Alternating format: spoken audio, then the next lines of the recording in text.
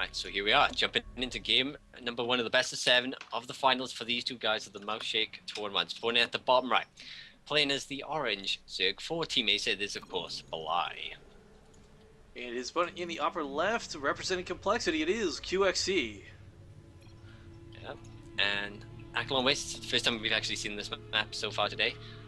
I find Overall, a lot of Zerg players veto this.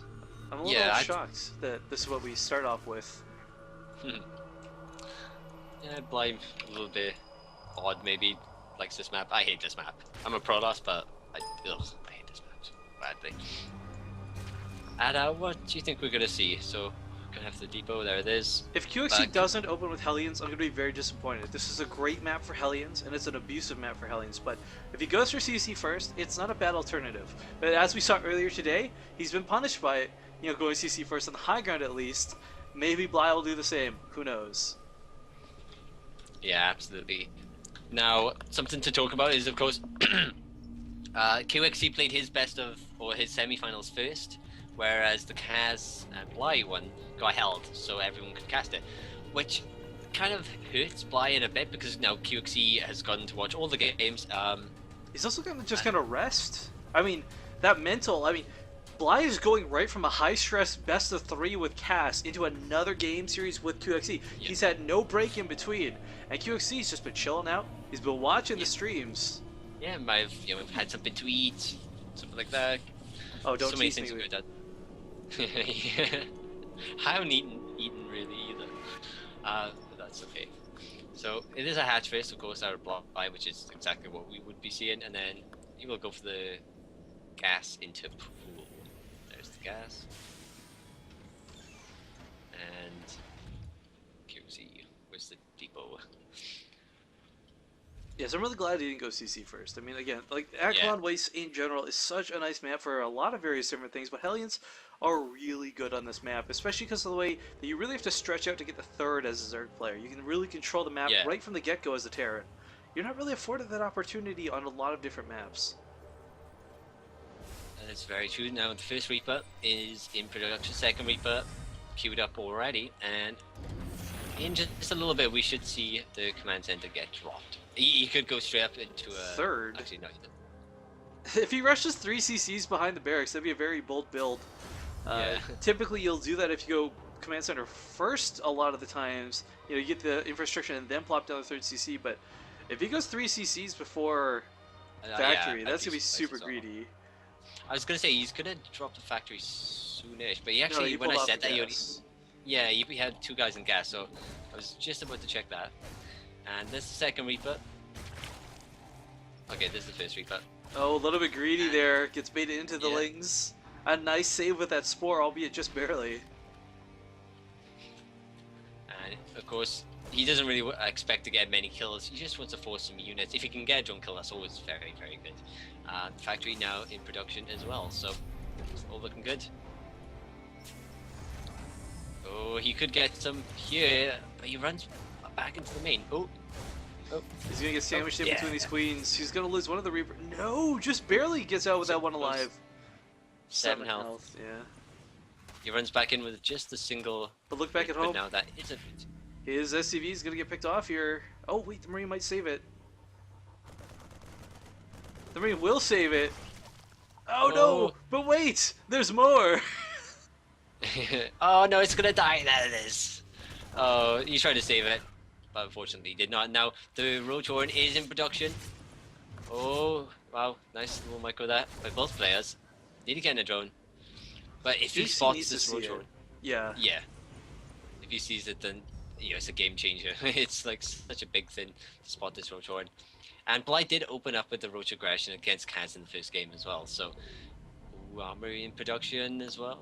Oh, are we gonna have Hellbats come out? Interesting. Yeah. Hellbat drops are very effective against Zerg if they're not prepared for it, and unfortunately when you go Roaches you won't be prepared for it. But of course, will QXC have enough to stop the Roaches? That's the big thing. There are 8 in production. Of course, the armory is still 30 seconds away, plus the build time, so we're not going to have a lot of units out for this. And we got all the add-ons and stuff. Well, you know, the Hellion and the Reapers, though, I mean, they're going to keep the Roaches, or at least poke at them before they're across the map. So he's going to Yeah. have a good idea of what's coming, and he can start doing a little bit Well, of harass, but he could run around the roaches and force them back. no, I don't think that would While happen. Not with the Queens at home. I mean, this isn't that scary to the drone line, per se, as it is for QXC now having to deal with all these Roaches coming across the field. And there we go. yeah, Instead of Hellbats, we've got a Siege Tank. Well, the setup for a Siege Tank, because he knows he needs it. yeah, definitely. He is building a bunker on the high ground, realizing that this is probably not going to be able to, be No, stopped. he's evacuating already. He doesn't want to have to deal with this. Yeah, so the SCV's on rally point though. Oh, holy crap! I thought he wasn't going to rise. He's got to build. There it is, the tank. But he gets into the mineral line in a really nice position, actually. But oh no, Bly gets the surround off. And now QXC doesn't have the counterattack that he wanted to have, but he's going to hold the ramp thanks to that bunker positioning. Can a second bunker finish? It does, but the Marines don't go inside of it. One does, but there's actually not enough to repair it, and the roaches head straight for the mineral line. There are 5 here, so some nice economic damage will. Oh, but the be Ling's dealt. flooding behind this. Oh no, oh no. Oh, the wall's full. It's complete. The reactor was added back onto the barracks, and this tank pops. It's got to start attacking. It can't get taken out there, and some SCVs getting killed on the low ground as well. It's a lot of damage being done here. 25, 26 workers killed at this point. Oh my god, what a devastating blow to the economy early on. This is not looking good for QXC. He's got to lift up this CC. He can't be building, he needs to lift it. QXC. He's building the then. He's got to cancel that SCV unless he wants to wait until it finishes, but that is a risky game. The third hatchery just now started, a triple gas being added on for Bly as he takes his lair. So, we're going to see some tech coming out of him. And, it wasn't Bly who done it, but what was his name? Starbuck. He done a really good follow-up, which is the Nidus. I'd love to see that again, because it's always that thing where on Aklon, it's you can try if you scout the base, but the supply depot is perfectly positioned. But I want to point out he's continuing with the Hellbats behind this, and this is great because what does Bly have? No more roaches at home. He doesn't have a spine crawler or a spore crawler in his mineral lines, and he thinks Banshees are the only thing to worry about. That's a good point. Now the first medevac with the Hellbats is flying across the map, and there is a singular queen coming down here to try and fend off this Banshee. The Banshee, I think, is on attack though onto that hatchery, so it has to. There we are. It does react. And Spire. Yeah, but it's only a spore, not a spine. These Lings are just gonna get roasted alive, Pewee. This is not looking good here. Bly could take some serious damage. And yeah, we have 4 roaches about to pop. They're not gonna pop in the main though, which could hurt them. Nice target fire on to the medevac, making sure it can heal. We'll pick them up and. Does go down. So nothing. A great job there with Bly though, chasing it back. Yeah. I mean, he lost the Lings, sure, but he held the mineral line. And that could have been much worse. It really could have, but it's a really low cost investment for QXC to drop Hellbats of all things. Yeah, you don't, cost efficiency wise, that was fine.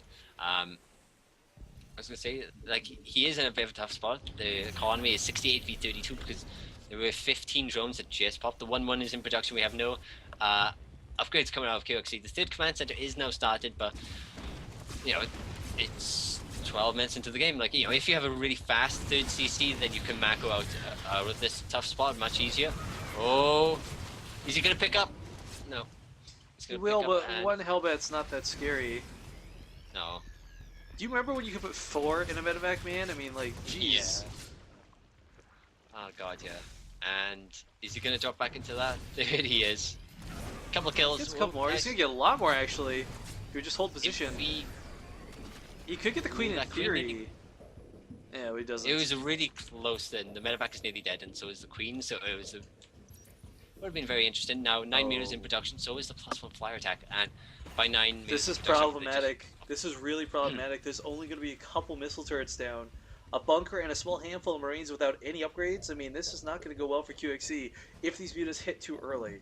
Stim's going to finish off, but, I mean, no combat shield Marines die so quickly to Mutalisks. Yeah, and... Oh, I got a bit of a hand cramp or some crazy something. My hand is hurting from holding the mouse for so long. Alright, these mirrors are now flying in. Yeah, there's one turret here. It is in the mirror line, so it could get repaired. But some SCVs, some different dodge micro, just getting the SCVs. And even the double E-boy is now existent, so the upgrades are being produced, which is a little bit of a win there. Because otherwise he was, it would get very dangerous for our Terran player. Well, Ling Bang Muta, again, the weapon of choice here out of Bly, but you know what? With the way QXC plays, I almost think Swarm Host would be kind of the go-to thing. That's interesting. I mean, there's a small handful of players who can really utilize Swarm Host to their fullest potential, and I gotta say, like, if you want to force your opponent to swap off of that bio, you get some Swarm Hosts on the field. I'm not talking about a lot, but enough to invest into it. But Medevac's being picked off right away. Yeah, that one so close to getting killed off, and he's trying to get the tanks, but just gets a couple stray Marines. So I gotta tell you, if Bly could sit on just Mutalisk, I think he would. I mean, his control with them is so nice. That is a very good point. He never really overcommits unless his multitasking strained, and they just run into whatever. Oh, Bailey's coming in the tanks, unsieged, a problem as we've seen once again here in this series. And the Bailey's cleaned this up, and what a massacre that was, Pewee. Yeah. There's still more behind this. Thank God that tank and little hit the Marine squad nearly won't get out too far, but it looked like they will get caught off guard anyway. The tank tries to siege up. Mila's pick it off before it does, and GG gets called as too much rolls into QXC's